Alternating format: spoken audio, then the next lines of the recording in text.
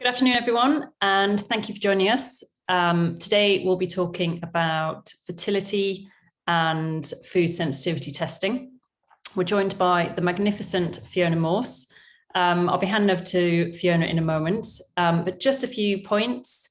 We're quite a small group, so please feel free to ask any questions about the fit test, about fertility, anything related to the subject today, really. And I will ask Fiona those questions on your behalf. If there's anything particularly random or unrelated to what we're talking about, we can cover those right at the end. But I think let's hand over to Fiona and you can introduce yourself and we'll just get started. I need to unmute myself. So I must apologise. I've got a slight cold and a slight cough. So I don't normally sound this bunged up and I apologise in advance for any coughing. But yeah, I'm Fiona Morse and I work for Charlotte in her menopause clinic, and I also work in a fertility clinic. So it's a lovely kind of blend of the two, and I mainly work with women who are kind of in their late 30s, early 40s, whether they're kind of still wanting to have a baby or whether their hormones are kind of dropping and they're experiencing perimenopausal symptoms. So that's kind of the age group I work with. And I've been doing that for a couple of years now. So yeah. Brilliant. So I suppose the first question is, as this is a talk by KBMO Diagnostics, when did you first start using food sensitivity testing with your fertility clients? I think particularly the fit test because of the inclusion of complement.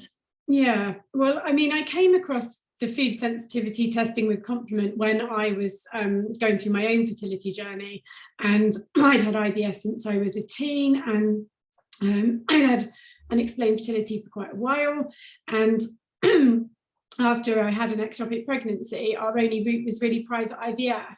And when we went for private IVF, they were very particular about the checking the immune system and checking that it was behaving itself. So I kind of went forward to do my monitoring cycle, and the clinic kind of said, no, your immune system's upregulated, you need to take a cancer drug, immunosuppressant. So I kind of thought, right, I don't really want to do that. I'd worked with a nutritional therapist before. I went and found somebody that specialised in gut health and did stool testing, and she introduced me to the fertility to the food sensitivities testing with the complement. After my stool test showed that my secretory IgA was incredibly elevated. And she thought actually it might be worth looking at what foods I'm reacting to. So it was very interesting because for 5 months I cut out all of the foods that came up, and it was foods that came up with an IgG reaction and the complement. And a lot of my gut symptoms cleared up, a lot of my fatigue, my tiredness cleared up. And when I went back to the clinic to have my immune measures tested, they were very surprised that I had managed to do it by myself without taking the drug. So it was kind of, first-hand experience actually how calming the immune system by removing the foods that are causing the inflammation, it worked for me. And I kind of went on to have my daughter, who's now 5.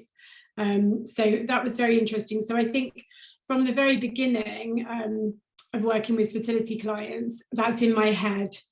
I do, because of my background and my experience, I do tend to work with fertility clients who have lots of gut issues. And when we're working with fertility clients, we want to reduce inflammation. So it's very important to try and figure out where the inflammation is coming from. And we all know it can come from the gut. For clients presenting with bloating and diarrhea or constipation and pain, that there's inflammation there. But the immune system really has to be imbalanced for the embryo to implant, because we're really asking the immune system to do a lot. It's got to accept something that's half not part of you. So if the immune system's not balanced, then that doesn't always happen. So for me, it's really important to try and figure out where food might be playing a role in driving the inflammation. And for me, because I'm asking clients to take out dairy and gluten, because we know as a general rule that they can be inflammatory. It can be quite hard for a client who has been eating dairy and gluten for years and years and years with no real kind of, I suppose, immediate reaction to it, to take that out. So it's often quite a good screening tool, if that makes sense. It's good compliance as well, if they can see difference. Yeah, it's very, being able to show them that there's a group of, and it's never really more than a handful of foods, but being able to show them that there are a handful of foods that right now, and I do always say to them, this is just a picture of you right now. These are the foods that your immune system is generating a IgG reaction to, but that is also going on to cause you inflammation. But right now for you, these foods aren't helping the inflammation picture. So it's really kind of, this is a temporary thing, whilst we work on repairing the gut and whilst we get you pregnant. Once the baby's safely inside you and you've gone past the point where you're not terrified, you can start to put these foods back in and see how you feel. I suppose from a client and a practitioner point of view, thinking about that connection between food sensitivities and fertility might seem like quite a wide gap. So how do you explain that to your clients? How do you, I know that we're talking quite technical about inflammation, stress and the immune system, but when you're talking to your clients who are coming to you to help them make a baby, essentially, they go, well, what's food got to do? What's food sensitivity got to do with it? Am I not doing hormone tests? So you're not going to make me do this and this? What has food got to do with it? So how do you explain that to clients? Yeah, well, when a client's really resistant to doing an anti-inflammatory diet and taking out dairy and gluten, it's almost a much easier conversation, because I'm kind of saying to the client, look, these foods are generally inflammatory in most people, and if you're really keen on not cutting them out, then we do the test and it becomes a screening test, and we generally do the smallest kind of fit test and look at the key culprits. And I usually say to them, look, let's do the test, let's do the screening, let's see if you're reacting to these foods, and then we can talk about kind of how much you then eat if you aren't reacting to them. So I think that's a slightly easier conversation, because there's resistance from the client. They get that they need inflammation to be low, and then it's kind of, I guess, it's making that connection. And then those with kind of quite severe gut issues, it's really about explaining to them that imbalances in the gut can cause, especially imbalances in gut bacteria, can really kind of cause irritation and inflammation of the gut lining. And I talk to them about, 70% of the immune system residing in the gut. I talk to them about the fact that their bloating is usually too much of the unhelpful bacteria. It's an indication that the balance is out, and that pain is inflammation. So they've got bloating and abdominal pain, that's actually a key sign of inflammation in the gut. And then I usually try and talk to them about the fact that the gut lining is their gatekeeper. So it's what decides what goes in and out of the rest of the body, and that, if there's inflammation or the gut lining is irritated and that gut lining becomes compromised, that's really the key to where then it doesn't do its role properly. So it's almost like I try and say to them, imagine that it's letting things through that it shouldn't, and your immune system, which is designed to recognize you but not other things, becomes confused. So in a similar way to, most of them understand the immune system plays a role in fertility, because you're asking it to recognize something that's half their partner's, but it's the same principle. We're asking the immune system to behave enough to let the right things through and react in the right way to things. So I usually just say to them, look, you might be eating a healthy diet, but one of those healthy foods might be what's causing the upregulation. So the immune system might be getting confused about carrot, for example, and you're eating a lot of carrots because they're healthy. So they then generally understand that actually the symptoms they're experiencing could be driving compromised gut lining, and that the compromised gut lining might be letting stuff through that the immune system is no longer recognizing as friend, and mounting an attack against it. And I say to them, you know, the IgG reaction is the thing that is an indication that the immune system isn't really recognizing it in the right way. And then the complement is actually your immune system is mounting an inflammatory response. And that's the key bit for me is, you know, I sometimes have clients who come to me with some of the other food intolerance testing that they've done previously, either with practitioners. A lot of them go off and do it on their own, especially when they've got a history of long-term gut issues. And they'll say, well, you know, I can't eat wheat because, you know, that's come up on this test or that test. And I say to them, well, you know, your immune system might be reacting to it, but we're really interested in what is then causing inflammation. So yeah, that's sort of how I explain it. Yeah, and I think with the fit test as well, it's nice that we have sort of different entry points, you know, for people who are a bit like, oh, I'm not too sure, you know, is this what we should be focusing on? You know, you can look at the Fit 22, which is a great test, I think. And then we've got the extended test, the 132 and the 176. Both measure for IgG and complement. And of course, now we've got the inclusion of Zonulin as standard, which is amazing. So it's, yeah, I think it's a really accessible test, isn't it, for different clients. So I think for my clients, I tend to use the low and the high, because the low is a really affordable way of screening and kind of moving past that resistance. Either you can or can't eat. It's usually dairy and wheat that's the problem. And then the more expensive test, the more thorough test, is where there are kind of severe issues with kind of gut or immune system. A lot of my clients have already done one round of IVF. You know, so quite often they'll know that their immune system is upregulated or downregulated. I think a lot of clients as well, if they've done IgG tests before, as you said, and they've got this great long list of 20, 30 foods, which is completely impractical and just not a very sensible idea, I think, to try and get rid of all of those foods.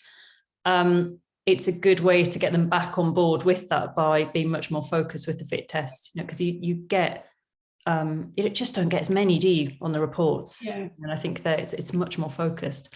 So just gone on from that is, or are there any particular red flags or instances where you think, yeah, I absolutely must recommend a fit test? Well, for me, it's any kind of bloating or pain really in the abdominal area is definitely a red flag for me, that there's something going on.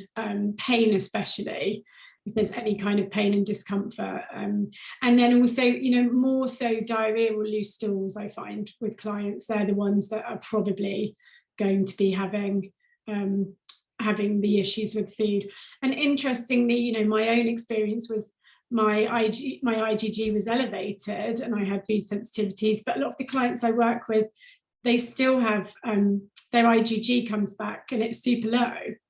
So it's not, I don't necessarily always wait for the stool test and then do the fit test. I generally, if a client has bloating, pain and, you know, loose stools and it's been going on for a long time, I'll generally say fit test and stool test at the same time and use them hand in hand, because it doesn't always kind of come back with the elevated IgG. I mean, IgA, secretory IgA. Yeah, I mean, I do the same with my clients, and especially, you know, if you can just bolt the Fit 22 on, you know, it's not expensive. Well, I mean, you know, as testing goes, it's not expensive. No, exactly. I mean, are there any other pairings that you have with your testing that you feel that food sensitivity testing goes alongside? Well, I mean, for me, as a screening tool, and it probably sounds a bit strange to say this, but the two things that I tend to find I use the most together, because I guess they are both, they're both screening tools, is the Vagina Ecologics, is almost a screening for the immune system down below. Does that make sense? And then the fit test is a screening for the immune system elsewhere, and that probably people will probably think, why are they the two tests that you mandate? But they're both affordable tests, and they both, for me, give the most mileage in terms of reducing inflammation systemically and inflammation down there where you're expecting all the magic to happen. So Yeah, no, that's good. That's a good answer. Well, we have had a question actually from Cam, who said they're not actually familiar with the KBMO test. So if I just explain it very, very briefly, it's an at-home dried spot finger prick test. We have 3 tests that detect food sensitivities using IgG and complement. So we have the FIT22, which tests for 22 foods, the FIT132, which tests for 132, and you've guessed it, the 176 tests for 176 foods. If you send us an email, we can send you all the information about the test, how to order, all the practicalities, the price lists, the foods we test. And very recently, we've added Zonulin this month to every single panel, excluding the FIT22. Now, there is a 4th test, which is also new this year, and that's the FAST test. And I just happen to have one next to me here. So the FAST test is, well, it's a fast test. It tests for wheat, milk, and egg. You get your results straight away. It's IgG only, but it's a really good starting point. And if you're working in clinic, you can, sorry, my battery's about to die. Sorry. If you're in clinic, you can use this with your clients or patients there and then. And this might be a really good way in to get them on board, get them to start thinking about food sensitivities, and they may actually want to order one of the other panels. But also it's just a great one just to, you know, if you're wanting to plan a particular diet and you've got a really strong suspicion that they may be reacting to certain foods. I mean, this is brilliant. We can post it out as well. Yeah, that's the one I'm thinking of linking more as a, you know, almost like a you must take these tests if you want to work with us. Just remind me how much that one is, because that one's so new. Yeah, so this one, they're £40 each, but if you buy 6, it's 200, so you get one free, so you can play with it yourself, your family, try it out. It's dead easy to do. We are going to do a demo, I think, over the next couple of weeks. So it's £40 or 200, but with the other tests, I don't really want to go into prices and stuff because it feels like I'm doing some kind of sales pitch you all, but we can circulate the price lists and all the other details separately. So Fiona, you've got some case studies you're going to run through. So if you, I'll hand back to you. Okay, I will share my screen, and then it might be, because I think it's probably useful to show you what the results look like when they come. Everyone loves a case study. Can you all see that? To just move a few things around on my screen. Okay, so this is how the report comes back. You get 2 pages. One is the summary page, which is just a summary of the reactions themselves. So you get yellow, amber, and red, and that's in order of severity. And then I will skip down. You do get this nice page, which is all the foods that were tested. So this one's a FIT22. This is all the foods that are tested. So you can see what else was tested that wasn't reacted to, and then also where there's a mild reaction. So it's nice and simple and easy to use. So this client is Corinne, and this is one of my clients who was really reluctant to give up dairy and wheat. So she didn't have a shocking diet. She'd done 1 round of IVF on the NHS before, which had failed. And I think clients who are doing IVF on the NHS, they generally aren't spending a huge amount of money on IVF. So any testing that you're asking them to do, you kind of have to be mindful that they aren't going to have a huge amount of budget because they're not paying for their IVF. Clients that are paying for their IVF at some point think, well, I'd rather spend £1,000 on testing because IVF is going to be 10 grand. So the FIT22 is useful for that.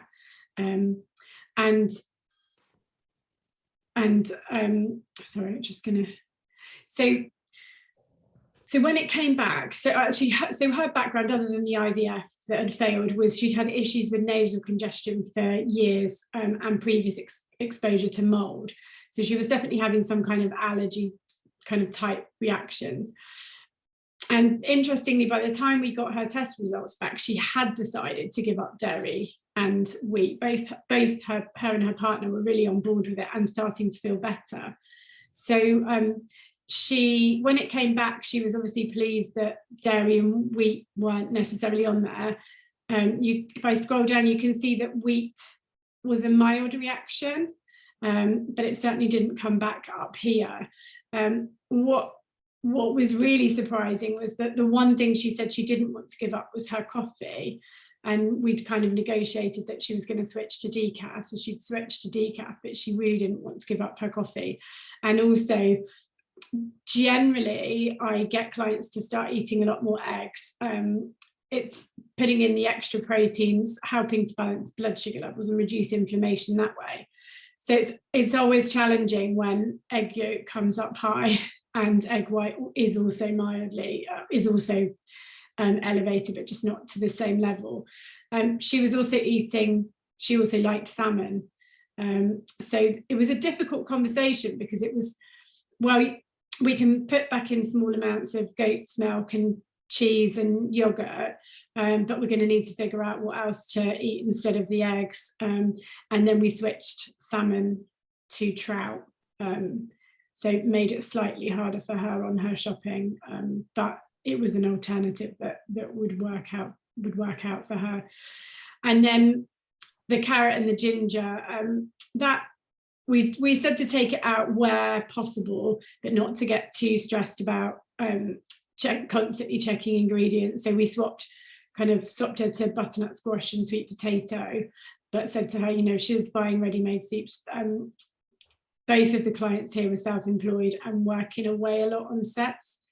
And also quite anxious with food. So it was more a case of, look, it's okay if it's in stuff, but don't actively kind of make carrot and coriander soup, or kind of constantly use ginger.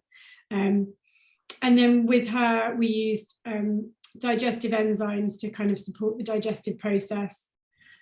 Probiotic, she had some stuff that came up in her vaginal ecologic, so we were putting her, she had to take antibiotics, and we were putting on some quite strong probiotics, prebiotic powder to kind of help bring the gut into balance, and also we put in a multi to support her gut lining. She didn't have any budget for doing a stool test, and she didn't have kind of quite severe stool or gut issues. So we just kind of said, right, let's assume there's some level of irritation going on and support her with that. So spend the money on supplements rather than further testing. Okay, shall I switch to the other client? Yeah, go ahead. Okay, unless anyone's got any questions on Corinne. Everyone's been very quiet. I take that as reassuring when people don't ask questions. If it's new as well, I guess. And then my second client is Elly. So she's almost like a total opposite. So she had already been on lots of different sort of clean eating diets. She'd seen previous naturopaths. She'd been told that she couldn't eat wheat and reacted to wheat in the past. She'd had long-term history, kind of more than 10 years of gut issues, mainly bloating, pain and loose stools. She also had this constant stomach churning, which she found very embarrassing. This client she's 27 but has low ovarian reserve. So she tried kind of donor eggs and it hadn't worked. But and then did manage to get some of her own eggs. But every time they did the implantation through the egg transfer, every time they did that, she had this, for 2 weeks, this almost immediate pain and cramping, and then went on for 2 weeks, and then obviously wasn't pregnant. And this was with the donor eggs and her own eggs. So I definitely suspected that there was something not right with her immune system, and the IVF clinic had done some immune testing and it hadn't come back with anything. So we said, right, we'll look at what else is going on with you. We'll do the fit testing. We did the stool test as well, and actually she's the client who came back with really low secretory IgA and not elevated. She had quite a lot of dysbiotic bacteria, plus low pancreatic elastase, suggesting that she probably wasn't making enough enzymes to support optimal digestion.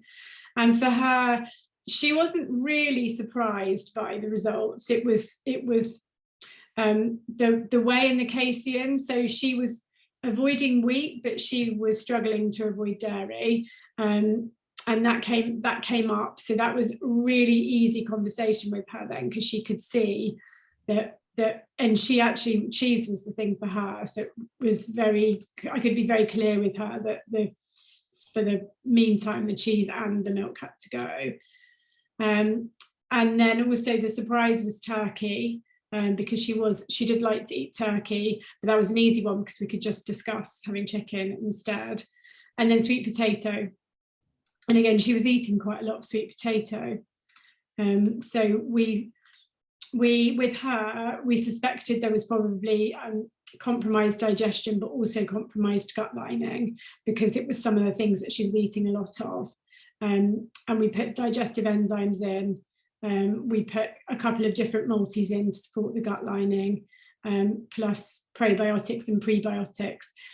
And again, her vaginal ecologics came back with quite a lot, as did the stool test, and she ended up having to have antibiotics. It's very interesting how they come up, the kind of the imbalances in the vagina, the imbalances in the gut are linked, and they do seem to be linked to the kind of inflammatory response that people are having to food.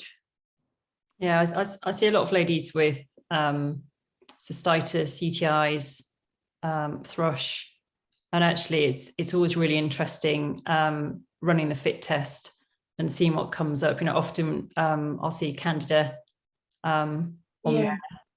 So it's so this is the biggest one, so I'll pop that one up so we can see. Yeah, I mean, we've got a couple of questions. If you're happy to go. Should I stop sharing? So Felicia has asked, you talk about wheat gluten sensitivity, because we had that in Elly's report. Can you differentiate between that and celiac? And if you have celiac, would you always show sensitivity to gluten wheat? No, I mean, not necessarily, is the answer. This is showing an IgG reaction, whereas celiac, you may still have the IgG reaction, but it's where where the gluten is going on to damage the enzyme, the brush border enzymes of the small intestine. So you're kind of ending up with more damage to the small intestine, which actually can then go on to lead to quite significant food sensitivities, because your gut lining becomes more compromised. Yeah, and I think we're adding a new dimension to that with the inclusion of zonulin, aren't we? Yes. Which I think is going to be, interesting as we see more and more sets of results. And the zonulin, because I haven't used that one yet. Is that a scale, or is it a yes no? I think it's a yes or no. Actually, no, it's measured as the same as the food sensitivities, like a plus. Yeah. Plus. Yeah. And all the results that all the tests we're processing now are being tested for zonulin. So we're measuring the antibody rather than the protein. So if you did miss it, we've got a brilliant presentation by Dr. Brent Dorval, who spoke about that last week. So we can circulate that. I think if you're on the mailing list, you probably would have been notified. But if not, drop us a line and we can sort that out. Debbie's got a great question. How sensitive is the test to foods people have already removed from their diet? Well, that's an interesting one in itself. Yeah. I mean, I generally say to clients, if you're not eating something, it may not pick it up. It may, but it may not. So Elly is a great point in case, because she hadn't been eating wheat for ages. I mean, she even said I probably had the odd bit, but not more than a handful of times in the last year. So she was definitely not regularly eating wheat, and it was coming up for her. But I do say to clients, don't start taking wheat and dairy out of your diet for a week and then put it back in. You want to be eating these foods for a good few weeks beforehand. I think as well, it's it's a consideration we have to consider with every single test that we do. You know, very often we're measuring our clients' baselines, and if someone's been avoiding gluten or dairy for the past 5 years, it makes no sense to include it, because you want to see what's going on. You know, you don't want that background interference from a food that you know is going to irritate them or bother them or trigger whatever symptoms they might have. Yeah. Melanie's got another good question. Does the fit test highlight Candida? Yes, it does. And I was looking for it here. It is. So up until it's at the very bottom here. Yeah. So up until we've included Zonulin, you could, we did have an add-on for Zonulin before, but now it's included as standard. But you would look at the reports, and if Candida was elevated, or there was, a high number of foods included in your reactions, you could almost make the assumption that there's some kind of leaky gut going on, or intestinal permeability. I think now that we've got the Candida and we've got Zonulin and we've got all the food sensitivities as well, it allows you really to put together a good picture. And then if you have that alongside a stool test, or the vaginal ecologics one. Yeah. I always get the name wrong. There's too many objects in their tests. I never remember which one's which. It's a really nice rounded view of someone's microbiome. Yeah. That's vaginal or the gut. So have we got any other questions or anything that anyone would like to ask Fiona? Because I'm sure we could keep talking about anything here, but if anyone's got actual questions, I'd be very happy to answer those. I mean, I do have a couple of questions here, which I'll get started with while everyone's thinking. Otherwise, I might start picking on people. Do you find that compliance is better when you have a fit result? Yeah, 100%. Yeah. There's just something about, and there's something about clients making the link between these aren't just foods they're reacting to, these are foods they're reacting to that's going on to cause inflammation, and seeing it in, well, not black and white, but 3 colours. It makes it really easy to see what's causing the most problem.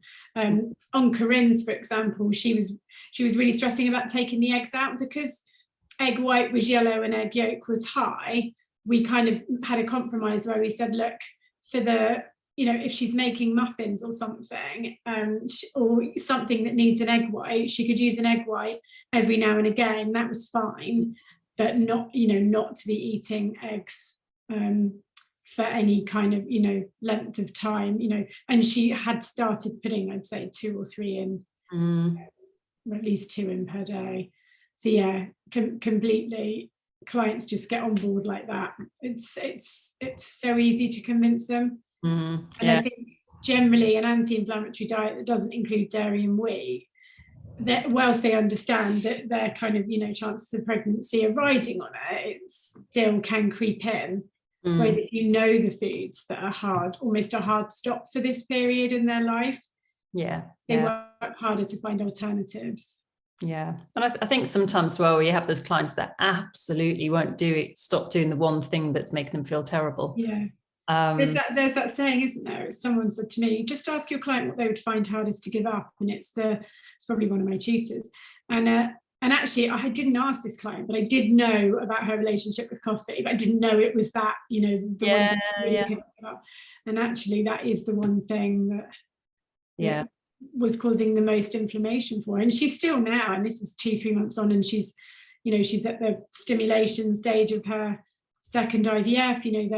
We'll find out within a month if she's pregnant. She's still, the one thing she can't cope with is not having coffee. Every time she asks me, is it definitely the coffee or the caffeine? And I'm like, the answer's not going to change. I mean, obviously my clients aren't fertility based, it's all mine are menopausal, but I had a lady this morning who absolutely can't stop having yogurt. Thick, creamy, delicious, thick Greek yogurt, cow's yogurt. And she said, I know it gives me tummy cramps. I know I feel terrible. I know I get headaches. I just can't give it up. I just love it. So, you think, wow, we're spending all this time trying to talk about, why the Greek yogurt might not be a good idea and why don't you try something else? So she said, I think maybe I should do a fit test. I think she'd seen it online. She said, yeah, I think I'll do a fit test. So we'll see whether it works. I don't know. I'm not convinced, mind. We've got another question about the test and does it distinguish between raw and cooked? It doesn't. And I don't think the research is particularly convincing in terms of the difference between those foods. I have asked the lab a few times about this because obviously it's quite a common question. But I think the nice thing about fit is that it just does what it says on the tin. And we want to look for chicken, we want to look for eggs, we want to look for these different foods. I think one thing that is great about the 176 is that it has got an extended food list of those foods that our worried well clients might be consuming more of, like chia and buckwheat. We've got whey protein, so it's trying to be a bit more inclusive and a bit more up to date in terms of the types of foods that people are eating. Raquel's asked, do you use the fit test with all your fertility clients?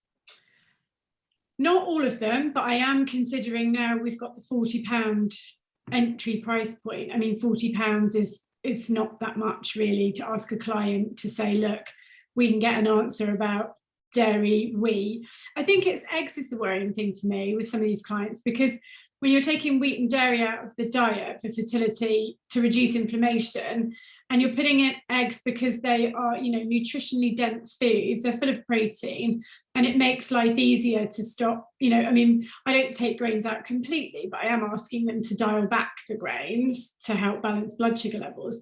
And actually, clients do become reliant on eggs. So I think it is quite useful to understand what kind of a reaction they're having. So yeah, I'm kind of thinking how we can kind of almost wrap that into, still the vaginal ecologics plus the fit test, and then we can kind of personalize the program, the dietary program. But it is tricky because, we know that dairy, whether someone's reacting to it or not through the immune system, we know that dairy can be problematic for hormones. So what I don't want to do is kind of give clients the total free rein to eat as much dairy as they want. It's almost like look, this will give us almost like it's a gatekeeper, and actually you don't have to avoid it completely, you just need to dial it back, same as we do with grains. But yeah, I think clients find it hard if they can't eat eggs, and I think then that's really down to me and other practitioners to figure out, eggs is the easy option. If a client is reacting to eggs, what do we get them to eat so that they maintain their protein levels? I find clients a bit reluctant to eat quite a lot of meat for breakfast. I think that a lot of my clients, like you say, they're already quite health conscious, and they're coming to me eating these massive bowls of porridge and chia puddings, and they kind of know what they think is healthy, and I'm saying, I want you to eat chicken, sausages and veg for breakfast and eggs, and then you take eggs out. It's a bit like, what do you want me to eat? Or turkey mince patties, that kind of thing, I think. Yeah, and I think being vegetarian and vegan, it's difficult. And I mean, I get this with my clients. A lot of my menopausal clients are incredibly insulin resistant. And they've got awful blood sugar problems, metabolic risk factors, cardiac risk factors. And then, eggs, the perfect fuel, great way to get their protein up. And, not that you're eating loads of them, but, as a really good addition to the diet. And then they do a fit and it's like, oh, no eggs. Yeah. But I suppose, that's the joy of what we do. What we do is an art. And we, I think it's very easy to get swept away by testing and supplements and all of that, but what we do with regard to diet is definitely an art, and it's working with our clients and with those test results and the supplements we've got in our toolkit.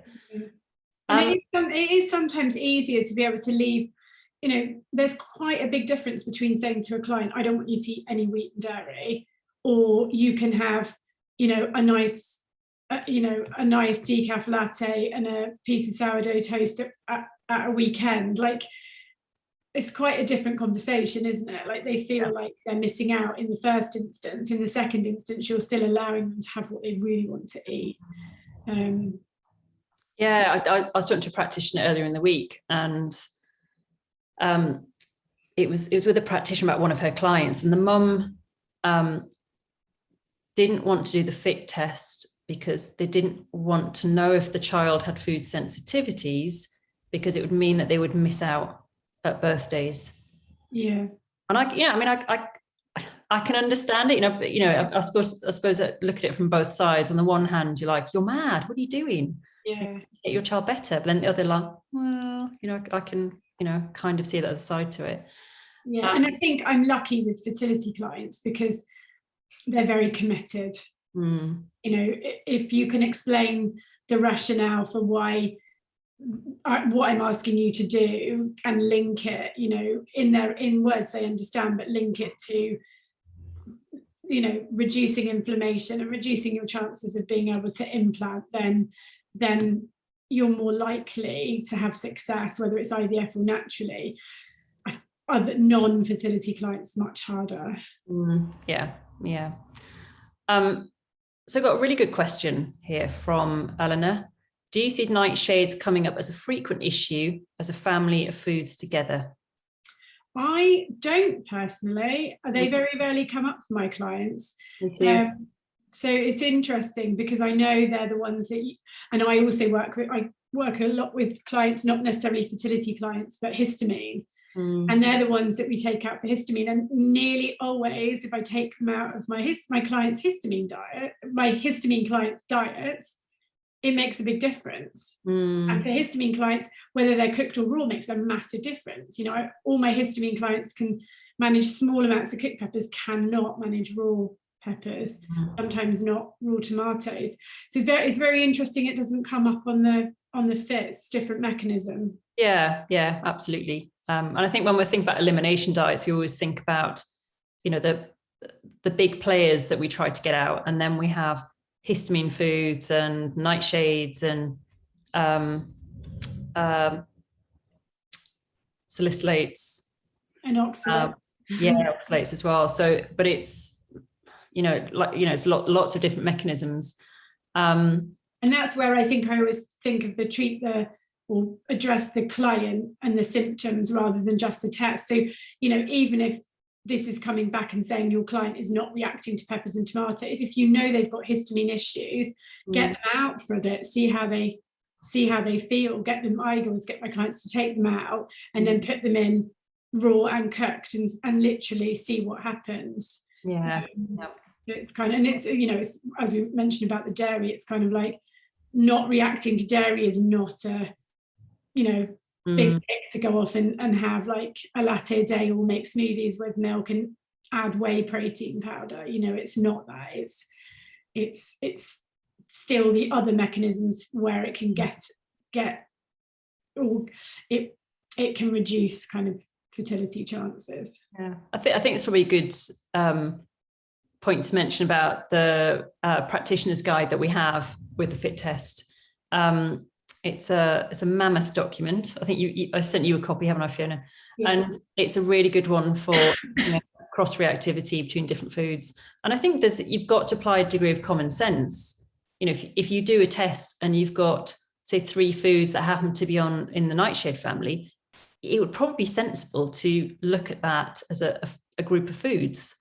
So again, it's that working with the individual client and using the data but trying to make it work for them. I mean, what are your thoughts on excluding foods in terms of the length of time?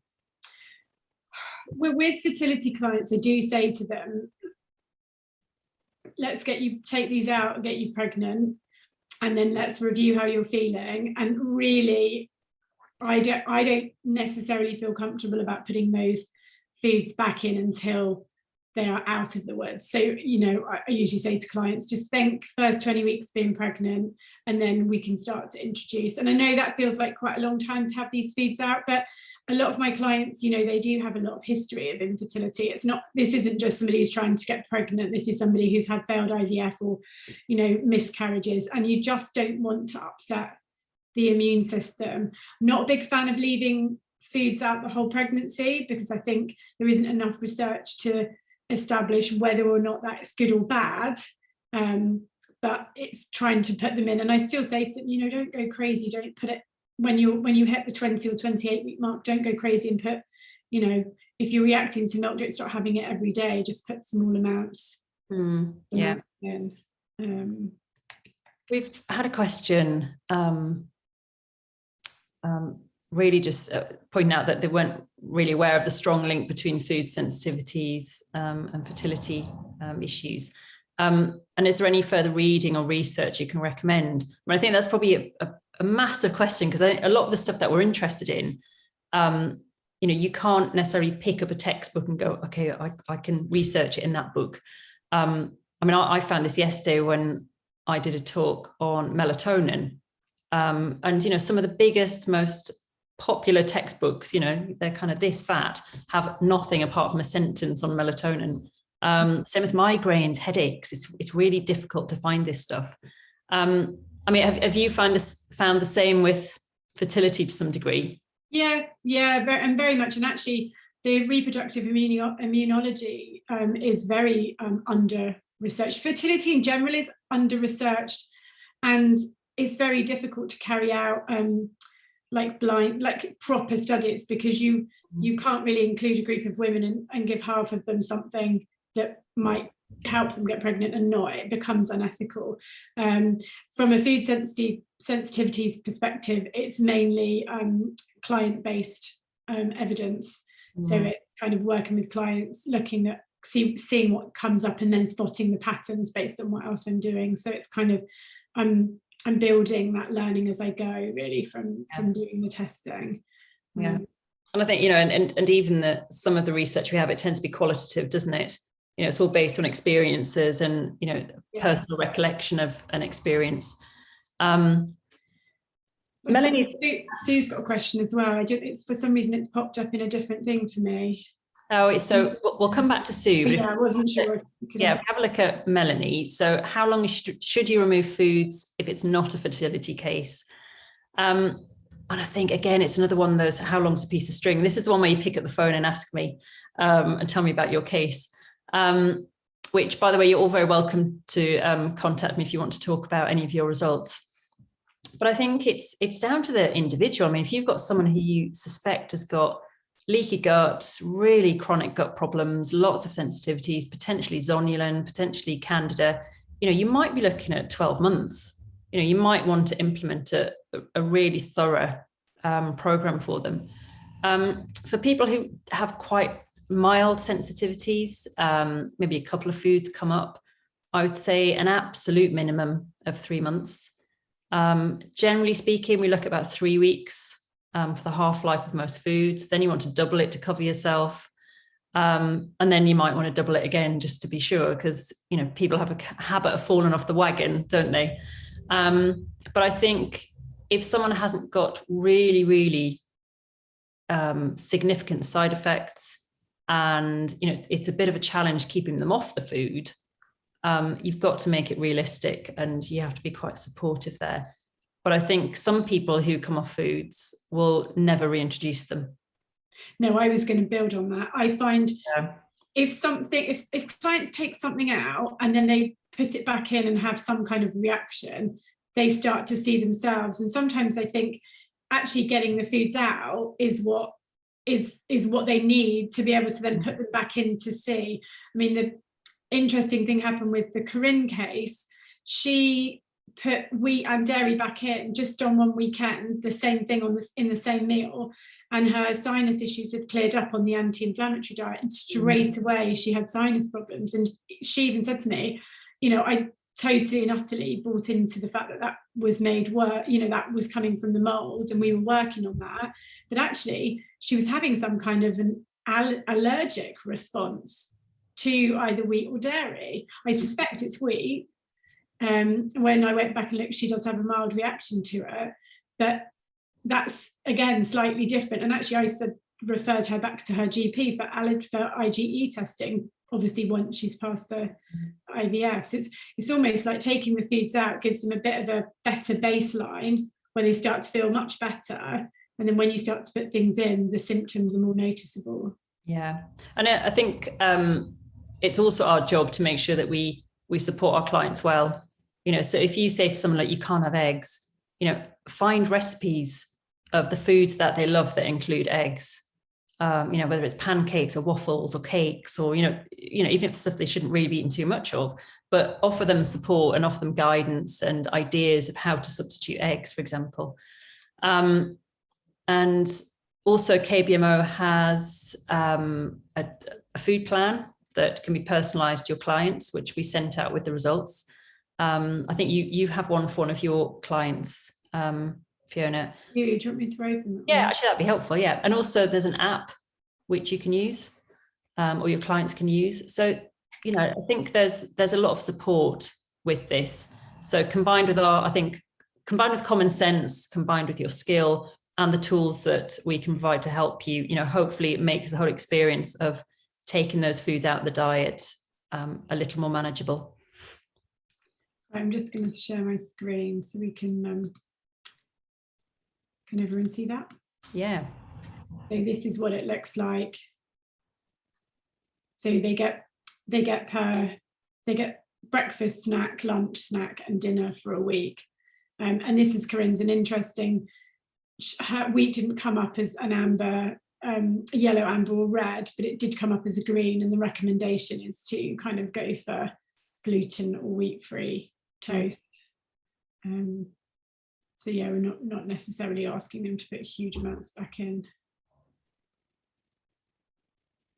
Brilliant. We've just got a question here. Is there a telephone number to call if you have questions? The best thing to do is if you email, you can email me. My address is chunter@kbmodiagnostics.com. So chunter@kbmodiagnostics.com. And I can send you all the information, how to contact us, and all the other details as well. We will email this recording to you, and there aren't any slides to share, which is nice. If you do contact me this afternoon, I probably won't be able to get back to you until Monday. So if you can bear with me, that'd be much appreciated. Fiona, I just thought, just to really finish off, and we've got another 5 minutes. So if anyone does have any of the burning questions, please add them. What are your top tips really for dealing with fertility clients and food sensitivities? What's your advice for the practitioners? Yeah, I think the first instance, be really honest with the client. So be honest about the mechanisms for why, which we touched on at the beginning. So be really honest with them. Explain why the foods they eat might be contributing to inflammation in the body, and explain why inflammation in the body is getting in the way of fertility. It messes around with our hormones, it stops them working properly. We need healthy follicles, healthy big follicles, but we also need the progesterone at the end of our cycle to kind of maintain the pregnancy if implantation occurs. So it's kind of like, explain why inflammation is important for optimal kind of hormones throughout the cycle, but also explain the immune link, which is the important one here. Make sure that they understand when the foods come back and you need to cut them out, why that is again. So reiterate the same thing. And also what they're going to eat is the most important thing. So if eggs come back, what are they going to eat? If milk comes back and they're a latte and cereal person, so that's almost like a good pint of milk a day. What are they going to eat? I usually make sure I've got gluten and dairy-free handouts ready, so they know exactly. And I generally, with my fertility clients, I do a lot of swaps. I almost go down, when I see them, I have a list, but I also say, right, tell me what you love the most, tell me what you're going to miss the most, and then I figure out recipes and things for them. So it's kind of make sure they understand why why they're doing it, why we're looking at this, make sure they understand what to do with it, and make sure that they aren't going to go away and panic. No, that's good. That's good advice. Thank you. Look, I've just seen Sue's question. Oh yeah, off you go. I don't know if I'm allowed to name brands. Yeah, that's okay. Okay. Well, I was going to say, generally with the prebiotics, I do tend to stick to quite safe ones. So usually something with partially hydrolyzed guar gum. And I do like the Biomedica GI Restorer is the one I tend to use. I don't necessarily stick with one brand. I figure out what works for my clients and then repeat with other clients. I find that one quite gentle, and also it doesn't have a lot of other ingredients, so it's tasteless. And then probiotics, at the moment I'm using the Udos Choice. They do a very high, they do Super 8 and Super 8 Gold. One is more bifido, one is more lactobacillus. And if I've got the stool test, I kind of figure out which one to use, but they seem to work quite well. Yeah, there's loads. Yeah. I think if anyone wants to know more about Biomedica, the best person to contact is Lucy Peel, who is absolutely brilliant. So I'm hoping Lucy will come and speak to us at some point, but she's a good person to contact. Just before we finish, just wanted to let you know that we do have a special offer on our fast test if you want to try one. So you can try one for £25 instead of 40, and that includes your postage as well. So if you do want to order one of these, please get in touch and I can get that sent out to you on Monday. So again, email chunter@KBMO Diagnostics.com.